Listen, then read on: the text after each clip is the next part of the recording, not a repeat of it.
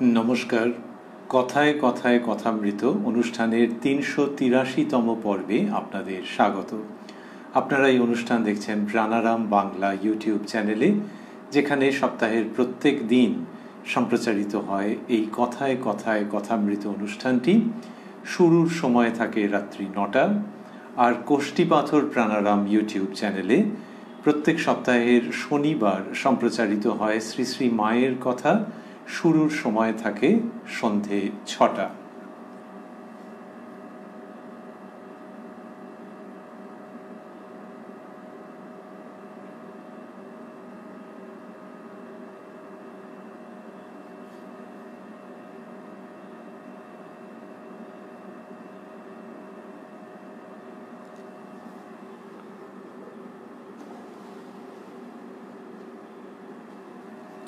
শ্রী শ্রী রামকৃষ্ণ কথামৃততে আজ আমরা প্রবেশ করব নতুন একটি দিনে।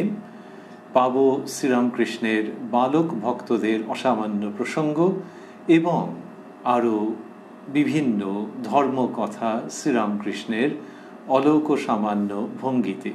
প্রবেশ করব শ্রী শ্রী রামকৃষ্ণ কথামৃততে, যার সূচনায় কথামৃতকার শ্রীযুক্ত মহেন্দ্রনাথ গুপ্ত বা শ্রীম বা মাস্টার মহাশয় উদ্ধৃত করেছেন, তব কথামৃতং তপ্ত জীবনং কবিভিরীঋতং কল্মষাপহং শ্রবণমঙ্গলং শ্রীমদাততং ভুবি গৃণন্তি ये ভূরিদা জনাঃ। শ্রীরামকৃষ্ণ ভক্ত সঙ্গে আনন্দে বসিয়া আছেন।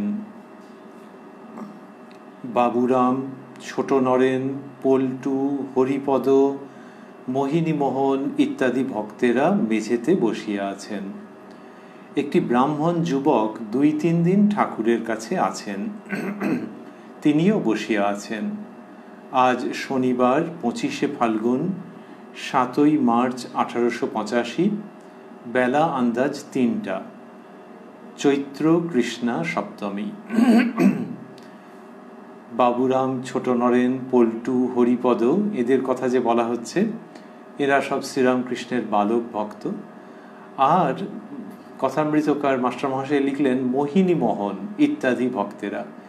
মোহিনীমোহন আর কেউ নন, শ্রীম নিজেই। এমনিতেই ছদ্মনাম গ্রহণ করেছেন, তার উপরে আবার আরও একটা কারণ একটু এগোলে আমরা আস্তে আস্তে দেখতে পাব। মাস্টারমশাই লিখছেন তারপরেই, শ্রী শ্রী মা নহবতে আজকাল আছেন। তিনি মাঝে মাঝে ঠাকুর বাড়িতে আসিয়া থাকেন শ্রীরামকৃষ্ণের সেবার জন্য। ঠাকুর বাড়িতে মানে ঠাকুরের কাছে। মোহিনীমোহনের সঙ্গে স্ত্রী নবীনবাবুর মা গাড়ি করিয়া আসিয়াছেন। ওই মাস্টারমশাইয়ের স্ত্রী এসছেন নিকুঞ্জ দেবী। নবীনবাবুর মা এই কথা বললেন। নবীনবাবু মানে নবীন সেন মহাশয়, কেশবচন্দ্র সেনের বড় ভাই। তো নবীনবাবুর মা কেশবচন্দ্র সেনের সঙ্গে নিকটাত্মীয় হচ্ছেন মাস্টারমশাইয়ের স্ত্রী নিকুঞ্জ দেবী। তো এখানে বলছেন যে নবীনবাবুর মা গাড়ি করিয়া আসিয়াছেন। মোহিনীমোহনের সঙ্গে স্ত্রী নবীনবাবুর মা গাড়িতে করিয়া আসিয়াছেন। মেয়েরা নহবতে গিয়া শ্রী শ্রী মাকে দর্শন ও প্রণাম করিয়া সেইখানেই আছেন। এরকম কথা কথামৃতের মধ্যে বিরল কয়েকটি জায়গায়, সামান্য কয়েকটি জায়গায় যেখানে শ্রী শ্রী মায়ের প্রসঙ্গ পাচ্ছি বিশেষভাবে, তার মধ্যে একটি এইটি। বিশেষভাবে মানে ওই আর কি, মা তো অবগুণ্ঠিতা থাকতেন, লজ্জা পটাবৃতা তিনি। আর মাস্টারমশাই যখন দক্ষিণেশ্বরে গেছেন সবসময়ই যে শ্রী শ্রী মা নহবতে থেকেছেন তা তো নয়, কিন্তু যখন থাকছেন এবং প্রসঙ্গের মধ্যে আসছেন সেগুলি ভারী সুন্দর। শ্রী শ্রী মায়ের সঙ্গে কথামৃত রচনার নিকট সম্বন্ধ। মাস্টারমশাই যে কথামৃত লিখে রাখছিলেন ডায়েরির মধ্যে ছোট ছোট করে সূত্রাকারে, সেগুলিকে গ্রন্থাকারে প্রকাশ করবেন কি না এই নিয়ে তাঁরই সংশয় ছিল। পরবর্তীকালে দেখা যাচ্ছে যে অন্য ভক্তদের অনুরোধে এবং প্রস্তাবে সম্মত হয়ে মাস্টারমশাই গিয়ে নীলাম্বর বাবুর বাগান বাড়িতে শ্রী শ্রী মাকে কথামৃতের কতক কতক অংশ পড়ে শোনান। মা পরবর্তীকালে চিঠিতে মাস্টারমশাইকে অসামান্য ভঙ্গিতে ভারী আন্তরিক জায়গার থেকে সম্মতি দেন, আশীর্বাদ করেন, উৎসাহিত করেন কথামৃত প্রকাশ করবার জন্যে। বলেন, চিঠিতে লিখেছেন তিনি যে তোমার মুখে শুনিয়া মনে হইল ঠাকুর ওই সব কথা কহিতেছেন বা বলিতেছেন, এইরকমভাবে মা লিখেছেন। তো সেই জন্যে কথামৃতের প্রকাশের সঙ্গে শ্রী শ্রী মা খুব আনন্দের সঙ্গে অচ্ছেদ্যভাবে যুক্ত হয়ে আছেন। আর তাই কথামৃতের মধ্যে যখন মায়ের প্রসঙ্গ আমরা পাচ্ছি, সেটি আলাদা করে একটি আনন্দের উৎস, তাতে কোনো সন্দেহ নেই। আর এই দিন দেখা যাচ্ছে যে মাস্টারমশাই তার স্ত্রীকে সঙ্গে করে এনেছেন। লিখছেন, মেয়েরা নহবতে গিয়া শ্রী শ্রী মাকে দর্শন ও প্রণাম করিয়া সেইখানেই আছেন। ভক্তেরা একটু সরিয়া গেলে ঠাকুরকে আসিয়া প্রণাম করিবেন। ঠাকুর ছোট খাটটিতে বসিয়া আছেন।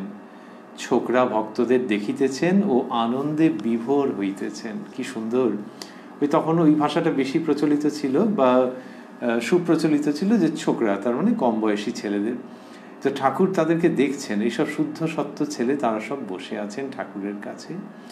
ঠাকুরের এই সময় বয়স কত? 1885, মানে তার বয়স 49 বছর। আর এই যে ছেলেরা, এক একজনের এক এক রকম বয়স, কিন্তু ওই গড় যদি একটা ধরা যায়, গড় ওরকমভাবে তো করা মুশকিল, কিন্তু 14-15 মতো হবে। তাহলে যদি 14 ধরি, 3 14 42, 4 14 56, তার মানে 3-3.5 বছর, 3-3.5 গুণ বছরের, 3 or 3.5 times the age of these young boys. শ্রীরামকৃষ্ণের ওই বয়স 3 গুণ বয়স, কি 3.5 গুণ বয়স।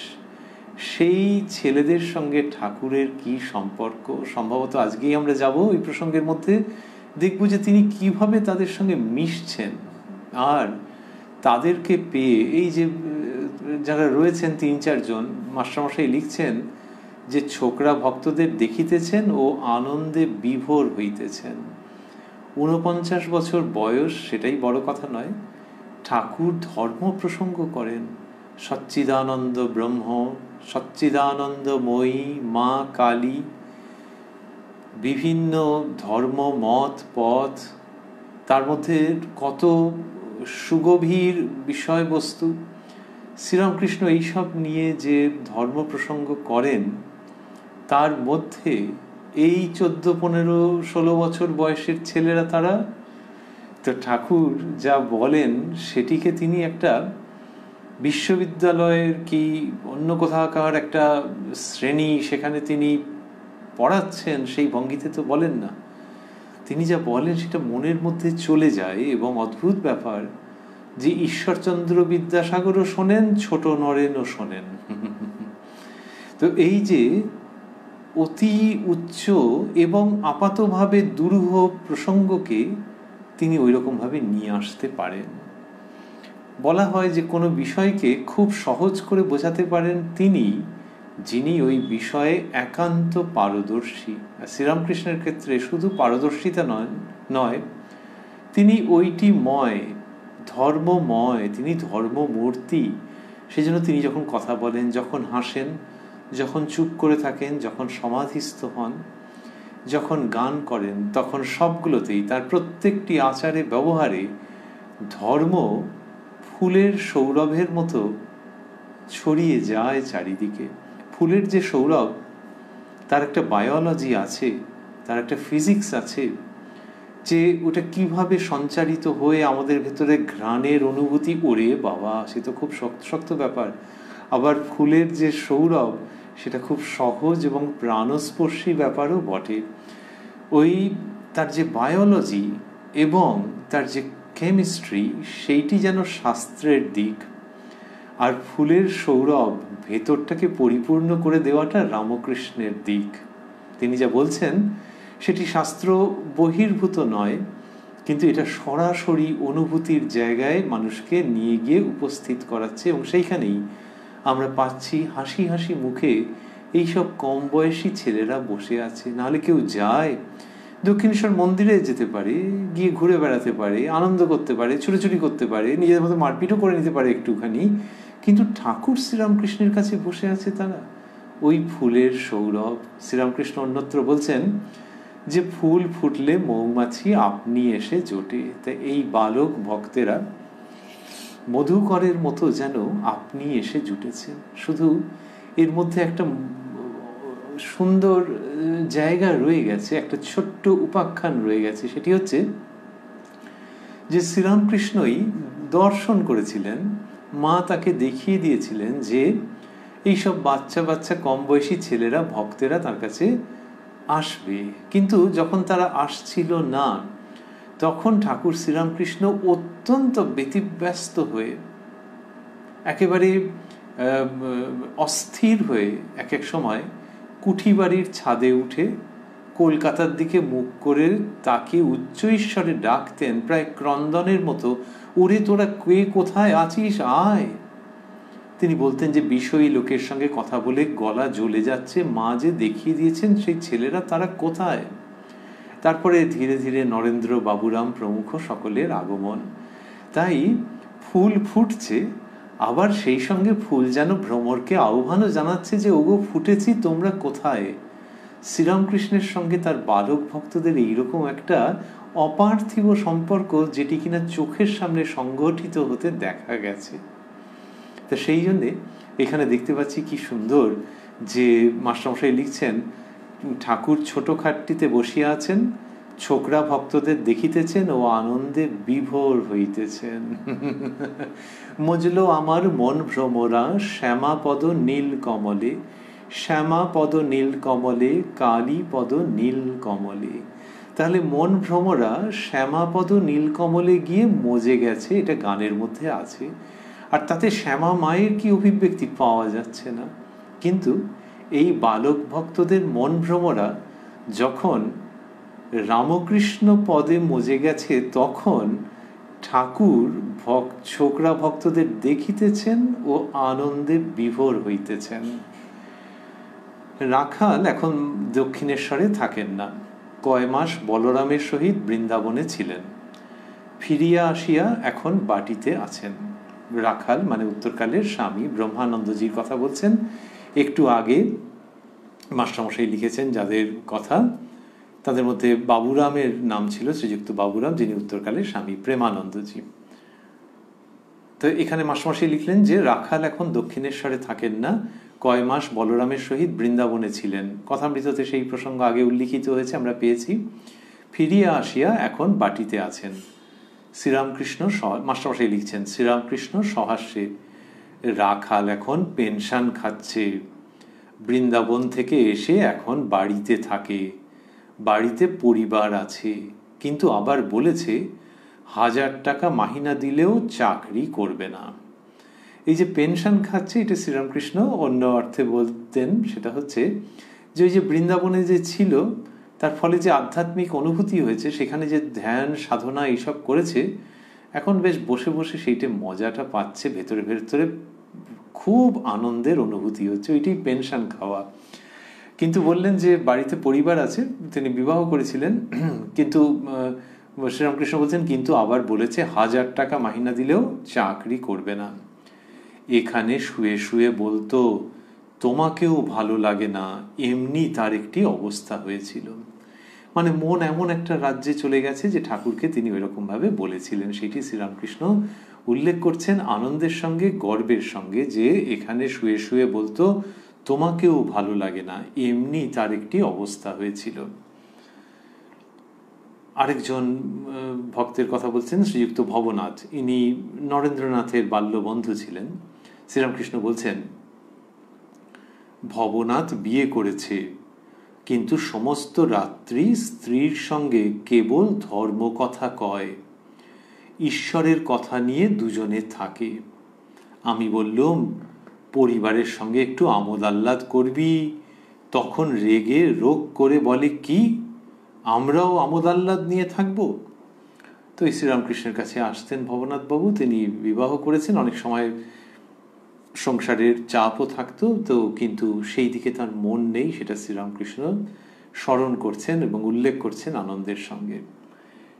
তারপর মাস্টারমশাই লিখছেন, ঠাকুর এইবার নরেন্দ্রের কথা কহিতেছেন শ্রীরামকৃষ্ণ ভক্তদের প্রতি, কিন্তু নরেন্দ্রের উপর যত ব্যাকুলতা হয়েছিল এর উপর তত হয় নাই। এর মানে কার কথা বলছেন? মাস্টারমশাই বন্ধনীর মধ্যে দিয়েছেন ছোট নরেনের উপর। তা বললেন যে নরেন্দ্রের উপর যত ব্যাকুলতা হয়েছিল এর উপর তত হয় নাই। ছোট নরেন, এর নাম নরেন্দ্রনাথ মিত্র। ইনি কথামৃতকার মাস্টার মহাশয়ের ছাত্র ছিলেন। নরেন্দ্রনাথ দত্ত উত্তরকালের স্বামীজির সঙ্গে নামের তফাৎ করার জন্য ছোট নরেন এইভাবে করে বলা হতো, ঠাকুর সেই নামে ডাকতেন। তো তাকে দেখিয়ে বলছেন যে কিন্তু নরেন্দ্রের উপর যত ব্যাকুলতা হয়েছিল এর উপর তত হয় নাই। মানে এটা বলছেন কেন? এটা হচ্ছে ওই হিসেব করা, নিজেদের মধ্যে আনন্দ করা, যে এও খুব মনটাকে টানছে, কিন্তু নরেন্দ্রের ওপর যতটা হয়েছিল এর উপর ততটা হয় নাই। যে ততটা হয় নাই মানে এটা যে নম্বর কম বেশি দেওয়ার সেরকম নয়, কিন্তু ওই প্রসঙ্গটার মধ্যে থেকে বেশ একটু আনন্দ করা আর কি, যে এর উপর তত হয় নাই। অর্থাৎ যেন একটা ভঙ্গি রয়েছে যে পরে হয়তো এর উপরেও টান খুব বাড়বে, এইরকম। শ্রীরামকৃষ্ণের এই বালক ভক্তদের নিয়ে আনন্দের মধ্যে কোনো নেতিবাচক জায়গা নেই, কিন্তু এই মুহূর্তে তিনি একটা কথা বলতে ভালোবাসতেন, খতানো, মানে হিসেব করা। তাহলে এই মুহূর্তে দাঁড়িয়ে দেখছি যে নরেন্দ্রের উপর যতটা হয়েছিল এর উপর ততটা হয় নাই। নরেন্দ্রনাথের সঙ্গে কারোর তুলনা চলে না। শ্রীরামকৃষ্ণ বলছেন যে ও আমার আত্মার আত্মীয়, কিন্তু এই কম বয়সী ছেলেদের যেভাবে ভেবেছেন, যেভাবে ভালোবেসেছেন এবং তাদের কথা ভেবেছেন, সেটির প্রেক্ষিতে আমরা ভাবছি যে তিনি ঠিক ওই রকম মূল্যায়ন করবার মতো করে বিশেষভাবে যে বলছেন তা নয়। হরিপদর প্রতি, তুই গিরিশ ঘোষের বাড়ি যাস? আরেকজন বালক ভক্ত হরিপদ, ইনিও মাস্টারমশাইয়ের ছাত্র। তো একে শ্রীরামকৃষ্ণ ওই রকমভাবে বললেন, হরিপদ, আমাদের বাড়ির কাছে বাড়ি, প্রায়ই যাই। শ্রীরামকৃষ্ণ, নরেন্দ্র যায়? হরিপদ, হ্যাঁ, কখনো কখনো দেখতে পাই। শ্রীরামকৃষ্ণের ওইটা একটা কৌতূহল যে নরেন্দ্র নরেন্দ্র গিরিশ ঘোষের কাছে যায় কিনা। আমরা আগে দেখেছি যে নরেন্দ্রনাথকে তিনি এরকম বলছেন, কখনো কখনো একটু অন্যভাবেও যেন তাকে বোঝাচ্ছেন গিরিশ ঘোষের বাড়ি যাওয়া এবং না যাওয়ার প্রসঙ্গ নিয়ে। তো এখানে বলছেন যে তুই গিরিশ ঘোষের বাড়ি যাস? তো হরিপদ বললেন যে আমাদের বাড়ির কাছে বাড়ি, প্রায়ই যাই। তখন শ্রীরামকৃষ্ণ বলছেন, নরেন্দ্র যায়? হরিপদ, হ্যাঁ, কখনো কখনো দেখতে পাই। শ্রীরামকৃষ্ণ, গিরিশ ঘোষ যা বলে তাতে ও কি বলে? এই গিরিশ ঘোষ যা বলে, তারপর মাস্টারমশাই বন্ধনীর মধ্যে দিয়েছেন অর্থাৎ অবতার বলে।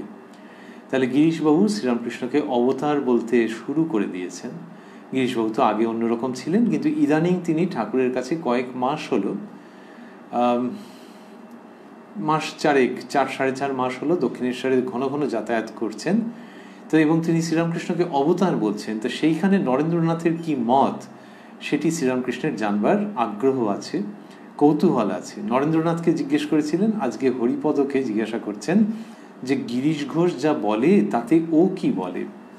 কেন এরকম জিজ্ঞেস করছেন? কারণ ওই যে নরেন্দ্রনাথ তার প্রধান বার্তাবহ হবেন স্বামী বিবেকানন্দ রূপে। তাহলে তিনি শ্রীরামকৃষ্ণকে কি দৃষ্টিতে দেখছেন, ব্যাস এইটুকুনি শুধু জানতে চাইছেন। আর কি? আর হচ্ছে যে ওই নরেন্দ্রনাথ থেকে বিবেকানন্দে উত্তরণের মুহূর্তগুলো, উত্তরণের প্রক্রিয়াটি তো শ্রীরামকৃষ্ণের অধীন। ঠাকুরই তাকে হাতে করে গড়ে তুলছেন। তা সেইখানে তিনি যেন ওইটা বুঝে বুঝে বুঝে বুঝে এগোতে চাইছেন। যেমন যিনি গাছের পরিচর্যা করেন, তিনি রোজই দেখেন যে গাছ কতটা বাড়লো, কীরকম হলো, কী বৃত্তান্ত। সেই রকমভাবে নরেন্দ্রনাথ থেকে বিবেকানন্দে যে পল্লবিত হচ্ছে একটি সম্ভাবনা, সেইটিতে শ্রীরামকৃষ্ণ খুব নজর রাখছেন যে সে কীরকম কি বলে তা এবং সে কি ভাবে। তো এখানে বললেন গিরিশ ঘোষ যা বলে তাতে ও কি বলে। হরিপদ, তর্কে হেরে গেছেন। তর্কে হেরে গেছেন মানে গিরিশ ঘোষ অবতার বলে এবং নরেন্দ্রনাথ সেটার বিরুদ্ধ মত নিয়ে তর্ক করেছেন, করে হেরে গেছেন। হরিপদ এরকম বলছেন।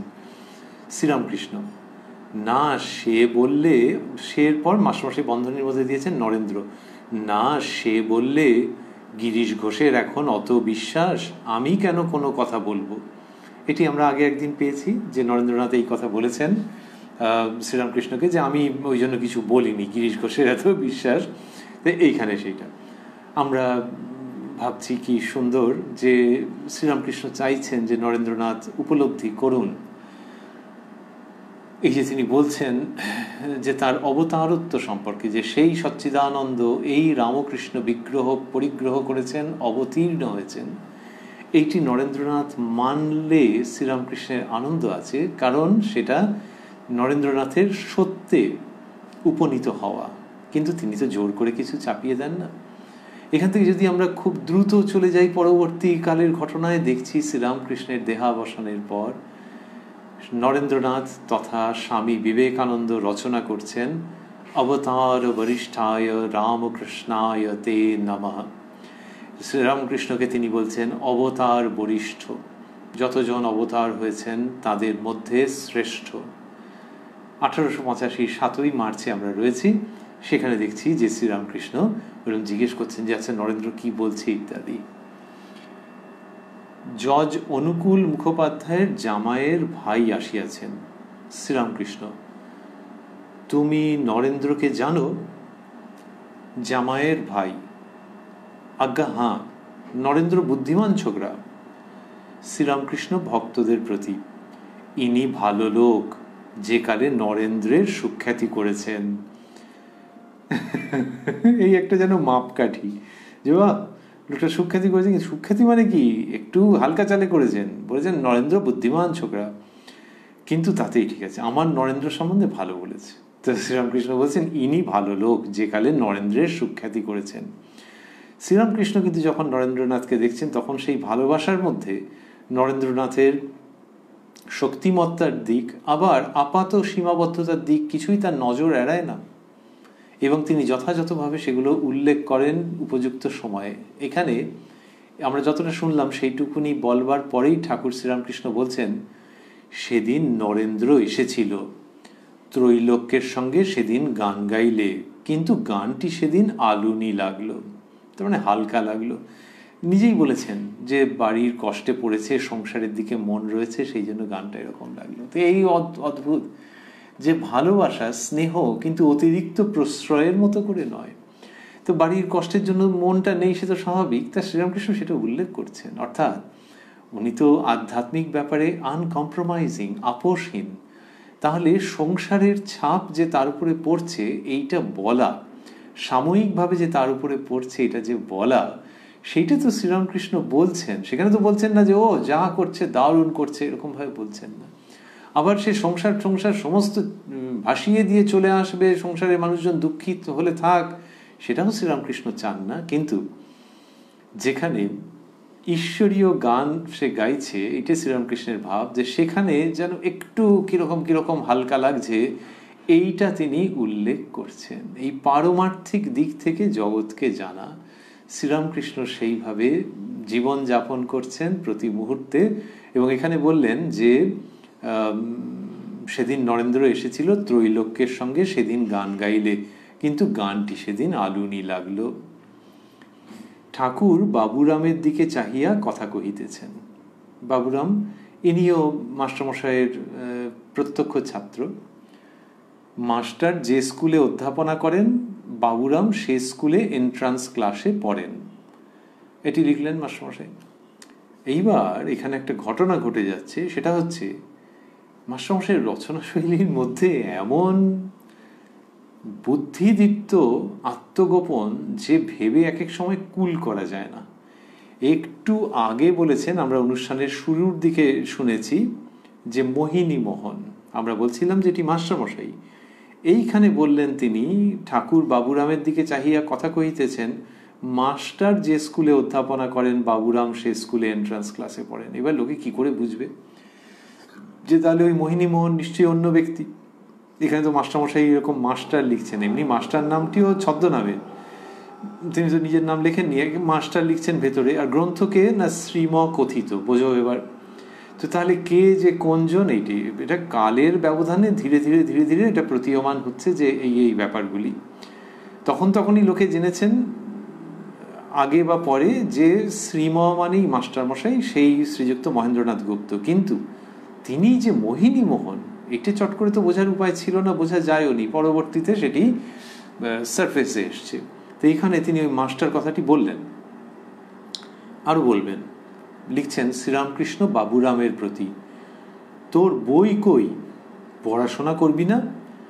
মাস্টারের প্রতি, ও দুদিক রাখতে চায়।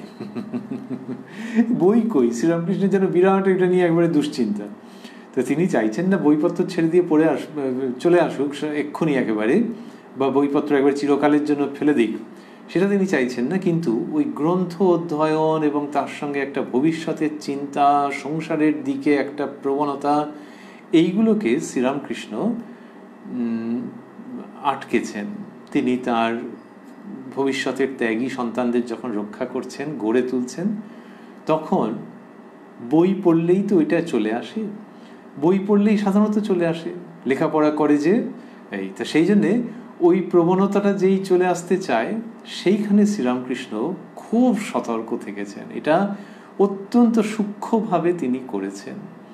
উত্তরকালে দেখা যাচ্ছে যে এরা যখন সন্ন্যাসী হয়েছেন, তখন সন্ন্যাসীর উপযুক্ত যে স্বাধ্যায় বলা হয়, গ্রন্থাদি পাঠ, শাস্ত্রালোচনা, এগুলো কত করেছেন। কিন্তু সেই পড়া আর এই পড়ার মধ্যে তফাৎ আছে। তো সেই জন্য এই বইপত্র পড়া, ভবিষ্যতের চিন্তা, ওই জায়গাটাতে শ্রীরামকৃষ্ণ অত্যন্ত জাগ্রত দৃষ্টি সব সময় অব্যাহত রেখেছেন। এখানে কিরমভাবে একটু হালকা মজার মতো করে বলছেন, তোর বই কই? আচ্ছা, মাস্টারমশাই রয়েছেন সামনে আর ইনি পড়া নিচ্ছেন, বলছে বই কই। যেমন স্কুলে বলা হয় না যে দেখি খোলো আজকে কি কি বই এনেছো, ভূগোল বই আনোনি কেন? সেই রকম ভাবে শ্রীরামকৃষ্ণ মাস্টারমশাইয়ের সামনে করছেন, তোর বই কই, পড়াশোনা করবি না?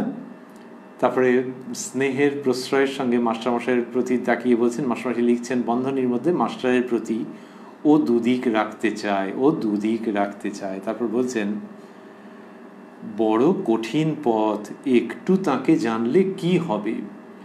তা এরকম বললেন, এই যে বড় কঠিন পথ মানে ধর্মের পথ, উপলব্ধির পথ, একটু একটু জানলে হবে না, সমগ্র জানতে হবে। এবং সমগ্র জানা মানে নিজেকে পূর্ণভাবে নিয়োগ করতে হবে। তা বলছেন, বড় কঠিন পথ, একটু তাকে জানলে কি হবে। বশিষ্ঠদেব তাঁরই পুত্র শোক হলো। বশিষ্ঠদেব মানে রঘুবংশের কুলাচার্য, অত বড় একজন আচার্যদেব, শ্রীরামকৃষ্ণ তার সম্পর্কে বলছেন যে তাঁর শোক হয়েছে, পুত্র শোক। বলছেন, বশিষ্ঠদেব তাঁরই পুত্র শোক হলো। লক্ষণ দেখে অবাক হয়ে রামকে জিজ্ঞাসা করলেন। রাম বললেন, ভাই এ আর আশ্চর্য কি, যার জ্ঞান আছে তার অজ্ঞানও আছে। ভাই তুমি জ্ঞান অজ্ঞানের পার হও। পায়ে কাঁটা ফুটলে আরেকটি কাঁটা খুঁজে আনতে হয়, সেই কাঁটা দিয়ে প্রথম কাঁটাটি তুলতে হয়, তারপর দুটি কাঁটাই ফেলে দিতে হয়। তাই অজ্ঞান কাঁটা তুলবার জন্য জ্ঞান কাঁটা জোগাড় করতে হয়, তারপর জ্ঞান অজ্ঞানের পারে যেতে হয়।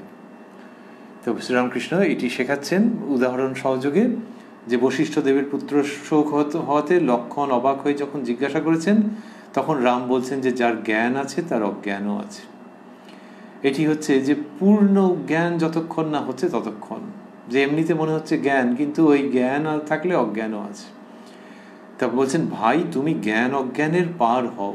জ্ঞান অজ্ঞানের পার হওয়া মানে আনন্দ শোক এই দুটিরই পারে যাওয়া। তাহলে আনন্দেরও পারে যাওয়া, হ্যাঁ, জাগতিক অর্থে শোকের বিপরীত অর্থে যে আনন্দ বলা হয় সেটিরও পারে যাওয়া, সচ্চিদানন্দের অনুভূতিতে পৌঁছানো। তো সেটা কি আনন্দের নয় নাকি? সচ্চিদানন্দ বলা হচ্ছে তো, হ্যাঁ আনন্দের, কিন্তু ওই আনন্দকে মুখে ব্যক্ত করা যায় না। সেই জন্য জাগতিক যে গুলো আছে সব বিপরীতার্থক বলা হয় না, যে সরো প্লেজার, এরকম সব নানান রকম ভাবে বলা হয়।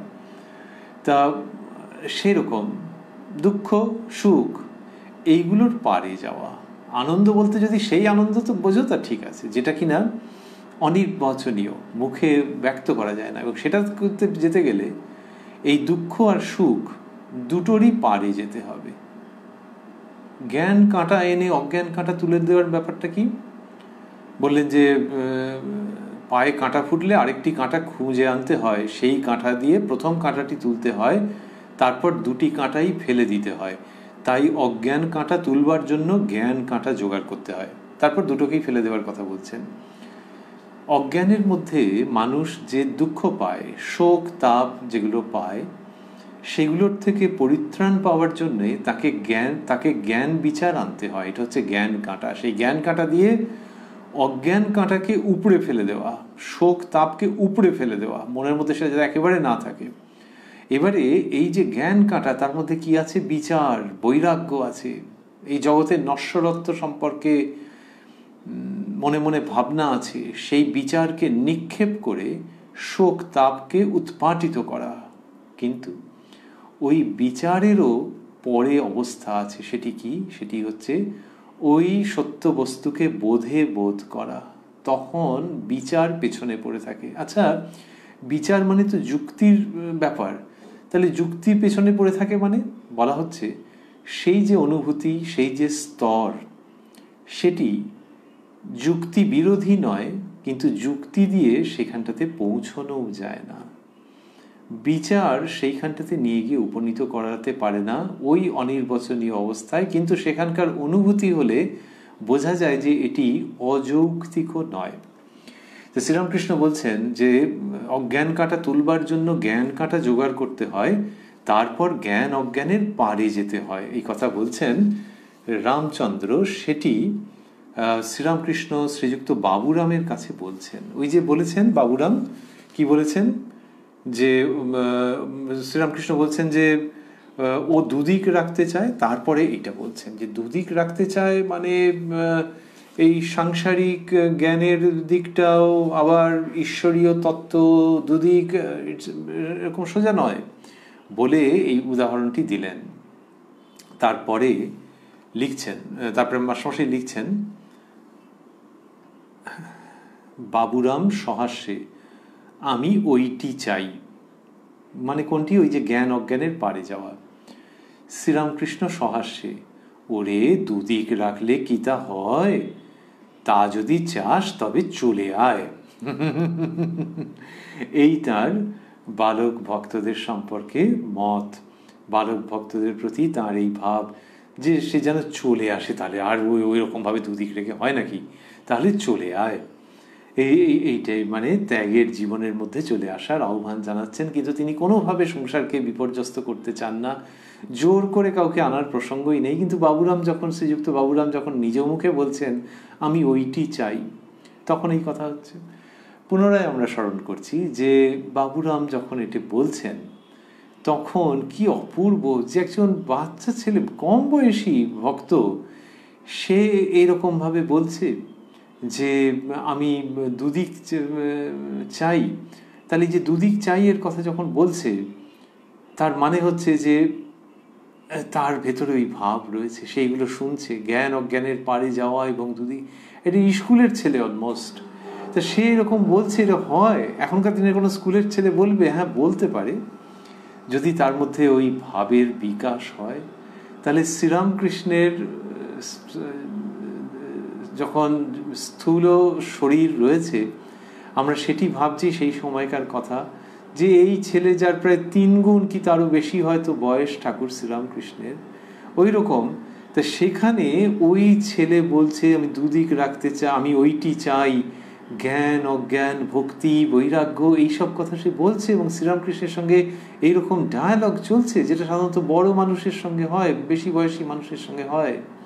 তাহলে ওই যে শ্রীরামকৃষ্ণ কীরকম ধর্মভাবের মধ্যে তাদেরকে রাখছেন, ধর্মভাবের বাতাবরণে তারা বড় হচ্ছেন। আমরা বলি যে মানুষ হচ্ছেন, এখানে ঠিক ঠিক বলতে গেলে দেবতা হচ্ছেন। এইটি ঘটছে। উপযুক্ত অধিকারী শুদ্ধ সত্য ছেলে শ্রীরামকৃষ্ণের কাছে যখন আসছেন, তখন যেন কতকটা কোনো দাগ লাগেনি যে পুষ্পে, সেই নিষ্কলঙ্ক পুষ্পকে শ্রীরামকৃষ্ণ ভগবৎ চরণে অর্পণ করছেন। আর ভগবৎ চরণ মানে কি?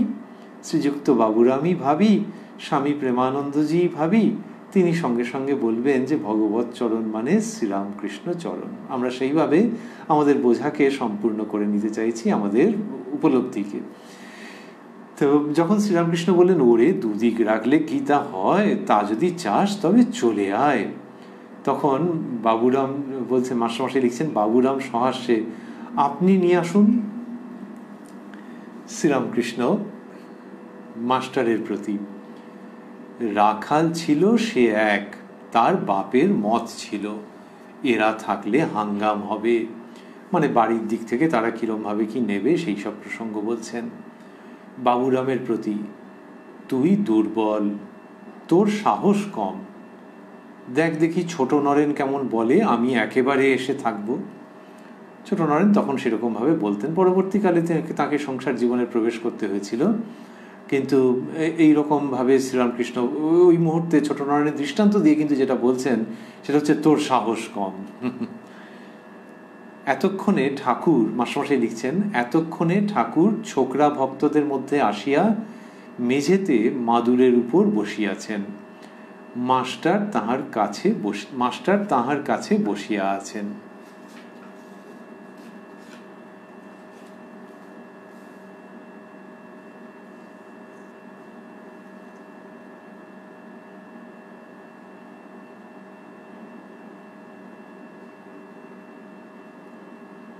শ্রীরামকৃষ্ণ মাস্টারকে, আমি কামিনী কাঞ্চন ত্যাগী খুঁজছি, মনে করি এ বুঝি থাকবে, সকলেই এক একটা ওজোর করে। তো বললেন যে তিনি কামিনী কাঞ্চন ত্যাগী বালক ভক্ত খুঁজছেন এবং মনে করছেন এ বুঝি থাকবে, দেখে মনে হচ্ছে, কিন্তু তারপর থাকতে চাইছে না। তো এই ত্যাগের জীবনের মধ্যে থাকতে চাইছে না, সকলেই এক একটা ওজোর করে। এরপরেই তিনি যে গল্প বলবেন দৃষ্টান্তের মতো করে, ভাবা যায় না যে এইরকম হাসির গল্প তিনি কি করে এরকম একটা সিরিয়াস প্রসঙ্গের মধ্যে নিয়ে এসে অব্যর্থভাবে যেটা বলতে চাইছেন সেটাকে বিশদে বুঝিয়ে দেন। বলছেন, একটা ভূত সঙ্গী খুঁজছিল, শনি মঙ্গলবারে অপঘাতে মৃত্যু হলে ভূত হয়, তাই সে ভূতটা যেই দেখতো কেউ ছাদ থেকে পড়ে গেছে কি হোঁচট খেয়ে মূর্ছিত হয়ে পড়েছে, অমনি দৌড়ে যেত, এই মনে করে যে এটার অপঘাত মৃত্যু হয়েছে, এবার ভূত হবে আর আমার সঙ্গী হবে। কিন্তু তার এমনি কপাল যে দেখে সব শালারা বেঁচে উঠে, সঙ্গী আর জোটে না। এটি বলছেন। তা বলছেন যে ভূত সঙ্গী খুঁজছিল, তখন এই শনি মঙ্গলবারে অপঘাতে মৃত্যু হলে হয়, তো যেই ছাদ থেকে পড়ে গেছে উনি ভূত আবার সাঁ করে গিয়ে হাজির হয়েছে। পড়ে তারপর কি হলো, আরে তা আগেই হাজির হয়েছে, কি হোঁচট খেয়ে মূর্ছিত হয়ে পড়েছে, আরে মূর্ছা গেছে তো, কিন্তু ভূত হাজির হয়েছে, এই মনে করে যে এটার অপঘাত মৃত্যু হয়েছে, এবার ভূত হবে আর আমার সঙ্গী হবে। কিন্তু তার এমনি কপাল দেখে যে সব শালারা বেঁচে উঠে, সঙ্গী আর জোটে না। আছে এরকম গল্প, সত্যি কি না বলা মুশকিল, যে একজন ছাদ থেকে পড়ে গিয়েছিল, পড়ে যেই গেছে, ছাদ থেকে যখন পড়ছে তো সে জানে ব্যাস হয়ে গেল, মুহূর্তের মধ্যে ঘটনা ঘটছে এবং সে মূর্ছিত হয়ে গেছে, যে ব্যাস জীবনের দি এন্ড, ভয়ঙ্কর আতঙ্কের মধ্যে মূর্ছিত হয়ে গেছে। দৃশ্য এক। দৃশ্য দুই, সে শুয়ে আছে আর লোকে পাখার বাতাস করছে, মুখে জলের ছিটে দিচ্ছে। তখন তার আস্তে আস্তে জ্ঞান হয়েছে, হয়ে বলছে আমি বেঁচে আছি। লোকগুলো বলছে বিমর্ষ হয়ে, হ্যাঁ বেঁচে আছো। তৃতীয় এবং শেষ দৃশ্য, তখন সে বলছে আমি বেঁচে আছি, তোমরা এরকম মুখ গোমরা করে কেন? তখন সেই লোকগুলো একটু হাসি হাসি মুখ করে বলছে যে না না ঠিক আছে, আসলে তুমি পড়েছিলে 3 জন লোকের উপরে, তারা মারা গেছে। তো শ্রীরামকৃষ্ণ বলছেন যে ভূত ওই কেউ ছাদ থেকে পড়ে গেছে, কি হোঁচট খেয়ে মূর্ছিত হয়ে পড়েছে, অমনি দৌড়ে যেত, কিন্তু তারপরে গিয়ে দেখছে যে না বেঁচে গেল। কিন্তু তার এমনি কপাল যে দেখে সব শালারা বেঁচে উঠে, মানে ভূতের উক্তি আর কি শ্রীরামকৃষ্ণ রিপ্রোডিউস করছেন। ভূতেরাও তার মানে এই শব্দ ব্যবহার করে আর কি। তো সঙ্গী আর জোটে না, শ্রীরামকৃষ্ণ বলছেন দেখো না, রাখাল পরিবার করে, বলে আমার স্ত্রীর কি হবে। এটা বললেন ওই তার যেন একটু আক্ষেপ অভিমান। পরবর্তীকালে যদিও দেখা যাচ্ছে যে রাখাল চন্দ্র শ্রীরামকৃষ্ণের মানস পুত্র, তিনি শ্রীরামকৃষ্ণের অলৌক সামান্য আধ্যাত্মিক প্রেমের আকর্ষণে ত্যাগের জীবনের মধ্যে শুধু থেকে যাচ্ছেন তাই নয়, রামকৃষ্ণ সংঘের প্রথম অধ্যক্ষ রূপে এই ভাবধারার শিরোদেশে যেন জলজল করে বিরাজ করছেন। কিন্তু এই তখন ওইরকম ভাব, শ্রীরামকৃষ্ণ বলছেন উফ কি যে করি, এরকম ভাবে বললেন। আবার নরেন্দ্রনাথকে নিয়ে তাহলে কোনো অসুবিধা নেই তো, দাঁড়াও বলছি, সেরকম ভঙ্গিতে বলছেন কতকটা। নরেন্দ্র বুকে হাত দেওয়াতে বেহুশ হয়ে গিয়েছিল, তখন বলে ওগো তুমি আমার কি করলে গো, আমার যে বাপ মা আছে গো। ওই যে শ্রীরামকৃষ্ণ স্পর্শ করেছিলেন একেবারে প্রথমের দিকেই, নরেন্দ্রনাথ তখন বেহুশ হয়ে গিয়েছিলেন। বেহুশ শব্দটি যে শ্রীরামকৃষ্ণ ব্যবহার করেন এটি একটি বিশেষ অর্থে, সেটি হচ্ছে সমাধি বা সমাধির কাছাকাছি। তো সেই বেহুশ হয়ে যাওয়া, তার মানে এই জগতের যে অনুভূতি সেটি এককালে অন্তর্হিত হয়ে যাওয়া। নরেন্দ্রনাথের সেটি হয়েছিল, যেটি তিনি তার বন্ধু শরৎচন্দ্রকে, উত্তরকালে যিনি স্বামী শারদানন্দজি, বলেছিলেন। শারদানন্দজি সেটি সবিস্তার শ্রী শ্রী রামকৃষ্ণ লীলা প্রসঙ্গ গ্রন্থে লিপিবদ্ধ করেছেন, যে নরেন্দ্রনাথের এরকম মনে হচ্ছে যে জগৎ যেন চোখের সামনে থেকে অন্তর্হিত হয়ে যাচ্ছে।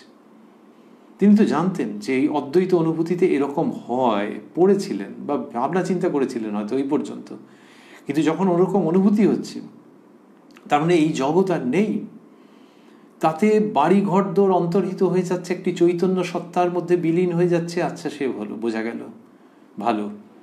কিন্তু সম্পর্কগুলোকে তো অবলম্বন করে এই স্থূল মায়াময় জগতে মানুষ বিচরণ করে। সেটিও যখন ওরকম হচ্ছে, শ্রীরামকৃষ্ণের কথাতে আমরা ফিরছি, তিনি বলছেন নরেন্দ্র বুকে হাত দেওয়াতে বেহুশ হয়ে গিয়েছিল, তখন বলে ওগো তুমি আমার কি করলে গো, আমার যে বাপ মা আছে গো। তো শ্রীরামকৃষ্ণ বলছেন যে এই ছেলেদের এইরকম অবস্থায় যে কি যে করি, তাহলে বাপ মা আছে গো, তাতে কি শ্রীরামকৃষ্ণের আপত্তি? না, আপত্তি নয়, কিন্তু ওই তিনি চাইছেন এই শুদ্ধ সত্য ছেলেরা ভগবত জীবনের উপলব্ধির প্রাপ্তির একেবারে উপযুক্ত কবে তাদের সেই অবস্থাটা হবে, পূর্ণ বৈরাগ্য পূর্ণ ত্যাগ কবে হবে ভাবছেন রামকৃষ্ণ পরমহংস, যিনি ত্যাগীদের মধ্যে ত্যাগী শ্রেষ্ঠ, যিনি সিদ্ধের সিদ্ধ, যিনি পরমহংস। বালক ভক্ত নিরঞ্জন, এক একটা করে দিন চলে যাচ্ছে, শ্রীরামকৃষ্ণের যেন কিরকম কষ্ট, মাঝে মাঝে তার গলা জড়িয়ে ধরে বলছেন ওরে নিরঞ্জন, ভেজা ভেজা গলায় বলছেন ওরে নিরঞ্জন আরো একটা দিন চলে গেল, তোর তো ভগবান লাভ হলো না। এই যে এখনো ভগবান লাভ হচ্ছে না, তার জন্য শ্রীরামকৃষ্ণের গলার কাছে এসে যেন কান্না দলা পাকিয়ে আটকে আছে, স্বর কান্না ভেজা। এই শ্রীরামকৃষ্ণ সংসারকে ব্যাহত করেন না, সংসারকে আহত করেন না, আঘাত দেন না, বরং সংসারী মানুষের কাছে পরমার্থের সন্ধান এনে উপস্থিত করেন বড় মরমী ভঙ্গিতে। তিনি এই সমস্ত কথা বলছেন। বলতে বলতে বললেন আমায় তিনি এ অবস্থায় রেখেছেন কেন? চৈতন্যদেব সন্ন্যাস করলেন সকলে প্রণাম করবে বলে, যারা একবার নমস্কার করবে তারা উদ্ধার হয়ে যাবে। এই চারটি শব্দ স্থূলাক্ষরে দেওয়া আছে, তারা উদ্ধার হয়ে যাবে। তো শ্রীরামকৃষ্ণ বলছেন আমায় তিনি এই অবস্থায় রেখেছেন কেন? অর্থাৎ তিনি যেই যে ভক্তি ভক্ত নিয়ে আছেন, ওই যে আমরা বেহুশ শব্দটি বলছিলাম, স্মরণ করছিলাম, শ্রীরামকৃষ্ণ মা ভবতারিণীর কাছে প্রার্থনা করেছেন, বিভিন্ন সময় আমরা পেয়েছি, কথামৃতের মধ্যে রয়েছে যে মা আমায় বেহুশ করিসনি। তাই তো নরেন্দ্রনাথের বেহুশ করা সম্পর্কে তিনি বললেন, তাহলে এরকম নিজে বলছেন কেন? নিজে বলছেন অন্য কোনো কারণে নয়, তারপরেই তিনি জানাচ্ছেন যে তিনি ভক্তি ভক্ত নিয়ে থাকতে চান, অন্য কোনো কারণে নয়। তাই একেবারে সেই অদ্বৈত চৈতন্যের মধ্যে লীন হয়ে থাকা এই জগৎ ব্যাপারকে এককালে অতিক্রম করে শ্রীরামকৃষ্ণ মায়ের কাছে যেন কাতরে প্রার্থনা করছেন যে মা সেইটি করিসনি, আমি ভক্তি ভক্ত নিয়ে থাকতে চাই, তোর প্রতি ভক্তি সেইটি আস্বাদন করতে চাই। দেহ দেহ কোথায়, দেহের চিন্তা নেই, ভক্তি নিয়ে আর এই ভক্তদের নিয়ে। কাশীপুরে দেহাবসানের কাছাকাছি সময় তো দেখা যাচ্ছে যে কোথায় তার দেহের চিন্তা, প্রসন্ন একেবারে, যেন একেবারে চূড়ান্ত অবস্থায় তিনি অবস্থিত রয়েছেন, অথচ দেহের দিকে ওরে বাবা কি সাংঘাতিক। সেই শ্রীরামকৃষ্ণ ভক্তি ভক্ত নিয়ে থাকতে চেয়েছেন, সেই জন্য বলেছেন যে মা বেহুশ করিসনি। আর এইখানে তিনি বলছেন আমায় তিনি এই অবস্থায় রেখেছেন কেন, মা রেখেছেন সেটি বলছেন। তো এই অবস্থায় রয়েছেন, এই বললেন চৈতন্যদেব সন্ন্যাস করলেন সকলে প্রণাম করবে বলে, যারা একবার নমস্কার করবে তারা উদ্ধার হয়ে যাবে। তো শ্রীরামকৃষ্ণ সেইটি বলছেন যে ওই জন্য মা এই অবস্থায় রেখেছেন। আমরা রয়েছি উদ্বোধন কার্যালয়ের প্রকাশিত শ্রী শ্রী রামকৃষ্ণ কথামৃতের 758 পৃষ্ঠায়, রয়েছি 7 এপ্রিল 1885 প্রসঙ্গে, যেদিন দক্ষিণেশ্বরে শ্রীরামকৃষ্ণ তার নিজের ঘরটিতে উপস্থিত রয়েছেন বালক ভক্তেরা, আছেন শ্রীযুক্ত মাস্টার মহাশয়। বালক ভক্তদের সঙ্গে যে অপূর্ব প্রসঙ্গের সূচনা হয়েছে আমরা তার মধ্যে রয়েছি। এরপরে আমরা যেটি আগে স্মরণ করছিলাম যে আরও সব মজার মজার ঘটনা আছে, যে তারা একেবারে হেসে খুন এইসব প্রসঙ্গের মধ্যে, বিভিন্ন এরপরে যা যা ঘটছে সেগুলির মধ্যে শ্রীরামকৃষ্ণের কৃপা সাপেক্ষে আমরা প্রবেশ করব, যখন পরস্পর মিলিত হব এই কথায় কথায় কথামৃত অনুষ্ঠানে আগামীকাল প্রাণারাম বাংলা ইউটিউব চ্যানেলে, যেখানে সপ্তাহের 7 দিনই সম্প্রচারিত হয় এই অনুষ্ঠানটি। শুরুর সময় থাকে রাত্রি 9টা, আর কোষ্ঠীপাথর প্রাণারাম ইউটিউব চ্যানেলে প্রত্যেক সপ্তাহের শনিবার সম্প্রচারিত হয় শ্রী শ্রী মায়ের কথা, শুরুর সময় থাকে সন্ধে 6টা। আর আজকে এই অনাবিল আনন্দপূর্ণ এবং বৈরাগ্য ঈশ্বর ভাবযুক্ত প্রসঙ্গের মধ্যে যে আমরা ছিলাম, সেটি সমাপন করতে করতে ভাবছি যে ঠাকুর শ্রীরামকৃষ্ণ যে কথাটি বললেন সেটি কীরকম বিশেষভাবে ভাববার, বারে বারে ভাববার, এই অনুষ্ঠান দেখবার শোনবার সময়ে ভাববার, তারপরে ভাববার অনুক্ষণ, যে যারা একবার নমস্কার করবে তারা উদ্ধার হয়ে যাবে।